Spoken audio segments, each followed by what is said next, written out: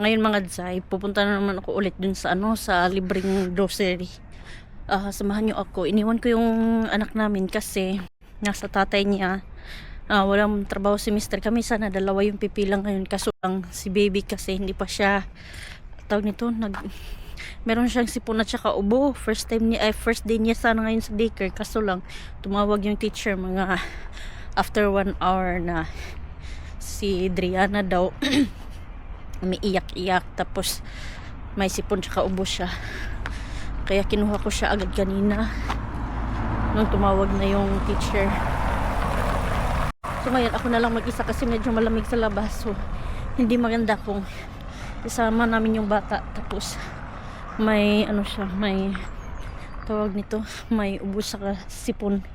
Nilagnat kasi siya nung Sabado, siguro nanibago siya kasi 2 linggo na siya sa daycare, tapos yung mga kalaro niya sa daycare may mga sipon, ubo. So kinabukasan yun na, nilagnat na siya.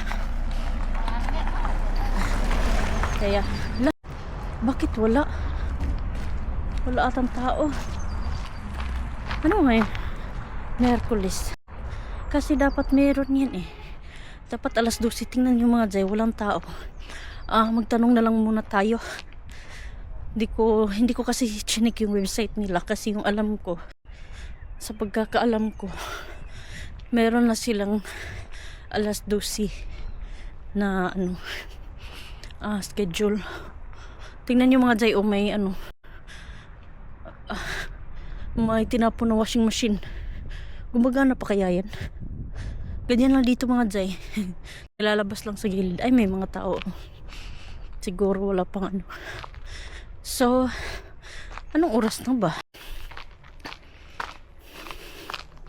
Alas 12:56 na.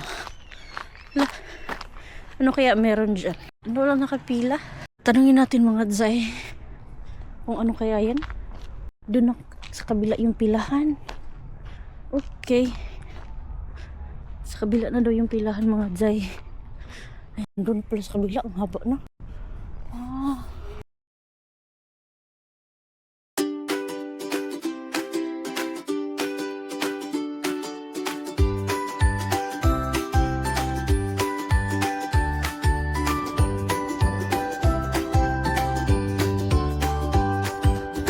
Morning sun is shining bright.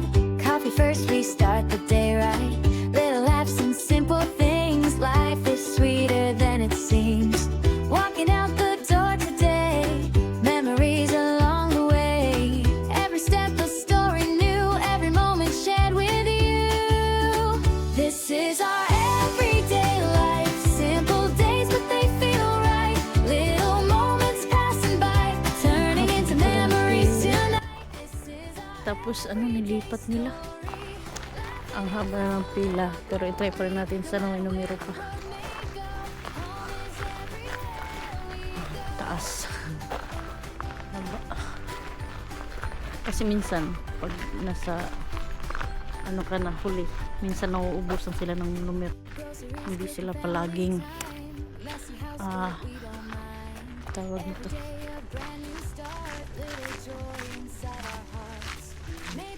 Dapat pag kukuha ka talaga ng numero, mga 15 minutes before distribution.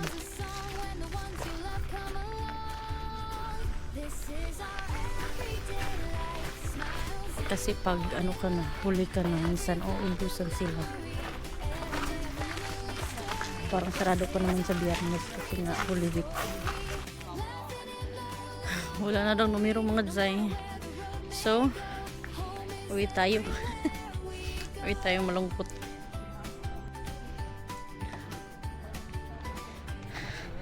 Ganyan talaga yung buhay.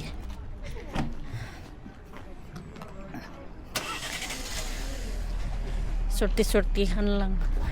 Na-late kasi ako mga Zay. Dapat kasi pag alas 12 yung bigayan ng numero, 15 minutes before bigayan, dapat nandyan nakapila ka na. Kasi pag on time kang pumunta na, automatic alas 12. Ako nakarating ako dyan mga Zay 12:56. So may 4 minutes pa akong nagantay, pero sobrang haba na yung pila. Yung iba dyan 30 minutes before pa nandyan na, para lang makakuha talaga ng numero. So, hindi tayo pinalad ngayon. Hindi ko pa alam kung mag-aantay ako mamaya. Kahit wala ng numero kasi yung anak ko nga, ayan, she's not feeling well. So, kailangan namin siyang siguro ipahilot namin. So, punta na lang ako dito sa malapit na store. Bibili na lang ako ng gatas kasi wala na kaming gatas sa bahay. So, yun na lang yung bibilihin ko ngayon. Kaya, ito na lang mga Zay, bumili na lang ako ng gatas. Ito na lang yung pampasalubong natin.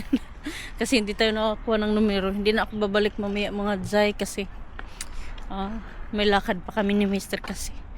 Kaya, sa next time na lang kasi hindi man tayo nakakuha ng numero. Pag bukas sila sa Friday, pwede pa ako ulit magpipila. Walang pasok si Drysa nun kaya pwede akong pumila ulit. Tapos Drysa na lang yung panganay kong anak yung magbantay kay Driana. Ganyan na lang. Kasi pag ngayon kasi kung nakikita nyo yung langit, walang araw, sobrang pag wala kasing araw malamig siya. Hindi naman siya sobrang lamig talaga na pang winter pa yung lamig niya, pero hindi pa rin siya maganda kung ilabas natin si baby ng matagal kasi spring ganyan, uso dito pag spring, tapos yung pa autumn dyan talaga laganap yung mga sakit, ubusipon lang siya kalagnat ganyan.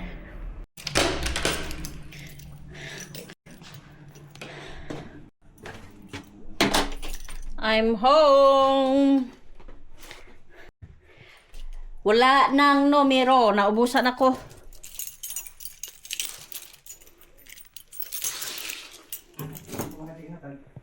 Ha? Alas 12. Nakarating ako doon alas 12:56. Ang haba ng pila tapos nilipat nila yung pilahan. Doon na sa likod papunta sa eskwelahan nila Drysa. 12:56. 12:56 ako. Ay, hindi. Alas 11:56. 11:56 ako nakarating pala mga Zay. Ayan, correction. So, 11:56 ako nakarating. Tapos, yung bigayan ng number, alas 12. So, may oras pa ako. Pero sobrang haba na dun sa, sobrang haba na sa pilahan. Kaya, hindi na ako nakakuha ng numero. Ang dami din kasi dito ngayon mga Zay na walang mga trabaho ba. Tapos kadalasan dito mga immigrants ang pumipila. May mga puti din na lokal dito pero hindi talaga, kunti lang. Kadalasan dito mga yung mga galing sa mga may giyera. Dito sila nagsik ng asylum. Kaya sila pumipila-pila din dyan. Yung mga wala pang trabaho, ganun. Pero ganyan. Pero malaking tulong kasi siya mga Zay. Kasi when it comes sa food dito mga Zay, no? Dito sa pamilya ko kaming 4, gagastos kami ng mga almost 800 euros a month.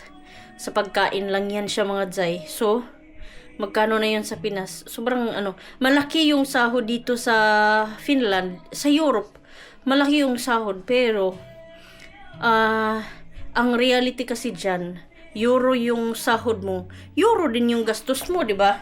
So, ganun siya mga Zay. So, kahit malaki yung sahod natin, biruin mo, yung sahod mo, aabot ng million a year kung i-convert mo sa Pilipinas. But, yung gastusin din dito sa Finland mga Zay, million din. Ayan. So, maybe next time, gagawa ako ng video about sa, tawag nito, expenses namin dito. Ayan. Para makita nyo yung expectation versus reality. So, maggawa ako ng video next time kung ano yung mga expenses, magkano yung taxes, magkano yung gastos namin sa bahay, magkano yung gastos sa kuryente. Ganon siya mga Zay.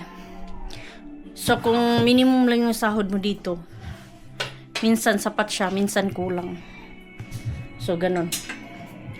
Ayan. So, thank you so much mga Zay. Kahit ano tayo ngayon, kahit hindi tayo paldo ngayon sa grocery, better luck next time.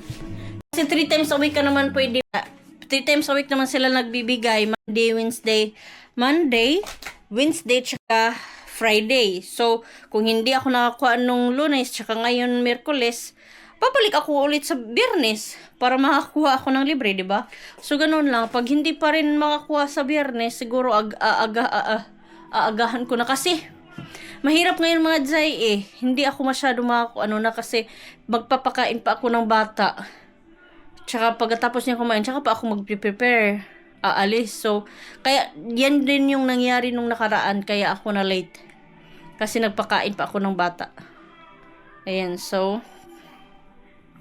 it's okay. Better luck next time na lang. At least na nag-try tayo. Diba? There's no harm in trying mga Zay. So, kung failed man tayo ngayon, mission failed man tayo ngayon, better luck next time. Try another. Ayan. So, bye-bye. Don't forget to follow our YouTube channel, Tagalono Family in Finland, tsaka sa Facebook, Tagalono Family.